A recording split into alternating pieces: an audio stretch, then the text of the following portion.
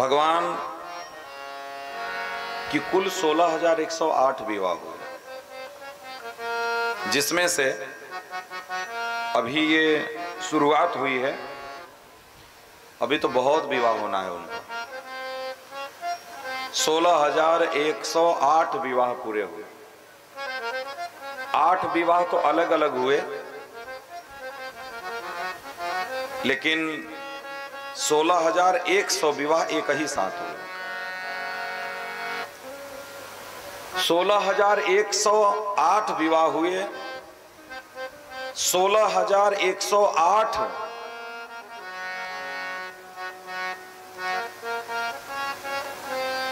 उन पटरानियों में कोई ये नहीं कह सकता था कि इस समय भगवान हमारे पास नहीं है। ये कोई नहीं कह सकता था।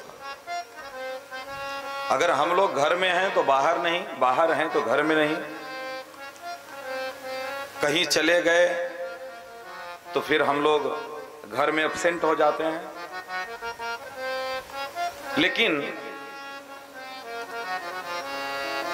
वहां तो बहुत बड़ी समस्या थी कि पता लगा घर से बाहर गए तो वो दिमाग में आ जाएगा कि कहीं उसके पास तो नहीं गए। लेकिन कोई भी पटरानी ये नहीं कह सकती थी कि इस समय, इस घड़ी, इस क्षण भगवान हमारे पास नहीं थे। ये कोई नहीं कह सकता था। इसीलिए इतनी सामर्थ्य भगवान के अंदर थी, इसलिए भगवान ने 16,108 विवाह किए। और सच पूछा जाए तो इस संसार में केवल और केवल एक ही पुरुष है, बाकी सब स्त्री हैं। यहां भले हम लोग अपने आप को पुरुष माने, अपने आप को स्त्री माने, अपने आप को बच्चा माने, आप अपने आप को कुछ भी मानो,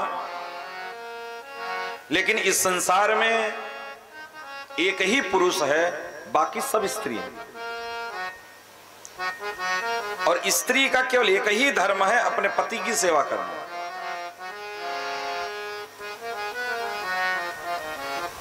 पत्नी का और दूसरा कोई धर्म नहीं होता।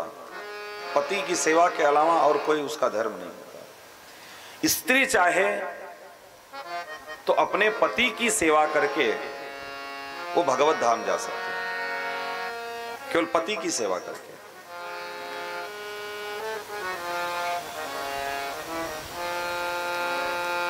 भगवान 16,108 विवाह किए। भगवान 16,100 तो विवाह एक ही मुहूर्त, एक ही क्षण में किए। अगर लगन का मुहूर्त अगर शाम को 6 बजे है तो 6 बजे प्रत्येक रानी के पास उपस्थित है, प्रत्येक मंडप में उपस्थित है, प्रत्येक महल में उपस्थित है।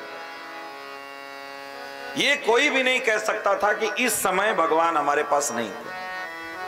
ये कोई नहीं कह सकता।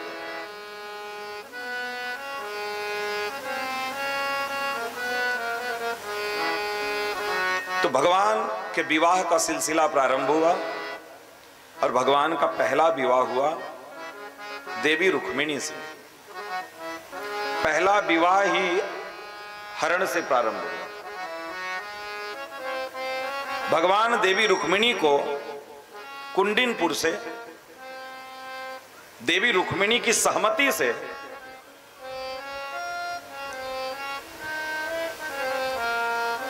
उठा करके द्वारिकापुरी लाए। द्वारिकापुरी लाए और द्वारिकापुरी ला करके भगवान देवी रुक्मिणी के साथ ब्रह्म विधि से विवाह किया। क्योंकि विवाह की तो कुल 8 विधियां हैं, लेकिन उसमें से 4 मुख्य हैं जो प्रायः देखी जाती हैं। और उन 4 विधियों का आज कि युवा पीढ़ी उस विधि का प्रयोग भी कर रही है, उस विधि से विवाह करने की चेष्टा भी कर रही है, लेकिन उसमें एक गलती यही करते हैं लोग कि गंधर्व विधि, राक्षस विधि से भी विवाह कर लिए, पैशाच विधि से विवाह कर लिए, लेकिन उसमें ब्रह्म विधि नहीं जोड़े। क्योंकि मुख्य रूप से 4 प्रकार के विवाह देखे जाते हैं: ब्रह्म विवाह, गंधर्व विवाह, पैशाच विधि और राक्षस विधि।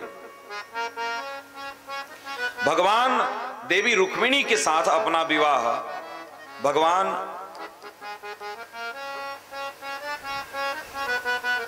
राक्षस विधि से किए। भगवान को जो विवाह हुआ वो राक्षस विधि से हुआ है। इन 4 विवाहों में जो ब्रह्म विधि है, ब्रह्म विधि का मतलब यही होता है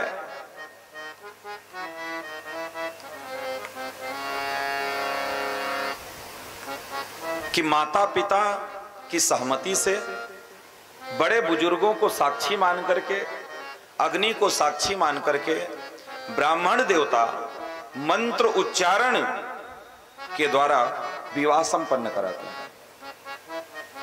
यह ब्रह्म विधि है और यही श्रेष्ठ विधि है। अब दूसरी विधि गंधर्व विवाह, जिसको लव मैरिज कहते हैं। लड़का लड़की भाग करके शादी कर लेते हैं अपनी इच्छा के अनुसार। लेकिन गंधर्व विवाह करिए, भाग जाइए, चाहे माता पिता की इच्छा से ही भाग जाइए। अगर गंधर्व विवाह करने की इच्छा है तो भागने के बाद शादी ब्रह्म विवाह से जरूर करना चाहिए। ये नहीं कि किसी जैन मंदिर में गए, कहीं मंदिर में गए, एक दूसरे को माला पहना दिए, बस विवाह संपन्न हो गया। माला पहनाने से किसी का विवाह नहीं होता है। माला पहनाने से किसी का विवाह संपन्न नहीं होता है। और नहीं तो आजकल तो बिना जयमाल के तो शादी ही नहीं हो रही है किसी की। तो विवाह तो 7 या 8 बजे हो जाता है, तो फिर रात भर बैठ करके काहे नोट गिनते हैं। फिर तुम 10 दो तो हम 5 दें, तुम 20 दो तो हम 50 दें, तुम 100 दो तो हम 500 दें। फिर ये नाटक क्यों? अगर माला पहनाने से ही विवाह संपन्न हो गया तो विवाह तो जैसे ही जयमाल पड़ा वैसे विवाह हो गया। लेकिन उसके बाद भी पंडित जी बैठ करके विवाह संपन्न कराते हैं। तो गंधर्व विवाह जो हमारे समाज में आज भी प्रचलित है, भगवान देवी रुक्मिणी को कुंडिनपुर से लाए तो, लेकिन द्वारिकापुरी में ला करके विधि विधान से, ब्रह्म विधि से भगवान ने विवाह किया। इसके पीछे कारण क्या है कि जब तक हम ब्रह्म विधि से विवाह नहीं करते तब तक जो लड़की के पिता का गोत्र होता है उसी गोत्र की लड़की कहलाती है। मंत्रों के द्वारा लड़की के गोत्र को बदल करके पुरुष के गोत्र से मिलाया जाता है। आप देखिए, जब तक लड़की का विवाह नहीं हुआ रहता है तब तक लड़की को पिता का सूतक लगता है, माता पिता का सूतक लगता है। लेकिन जब लड़की का विवाह हो जाता है तो लड़की को किसका सूतक लगता है? उसके पति के घर का सूतक लगता है। और एक बात, अगर ब्रह्म विधि से यदि विवाह नहीं संपन्न हुआ तो उन जोनों से जो संतान की उत्पत्ति होती है वो संतान आपके कुल की नहीं कहलाएगी। वो संतान आपके कुल की नहीं कहलाएगी।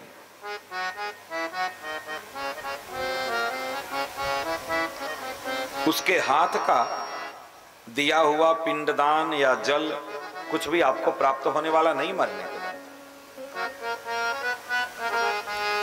इसलिए ब्रह्म विधि से विवाह करना कंपलसरी है।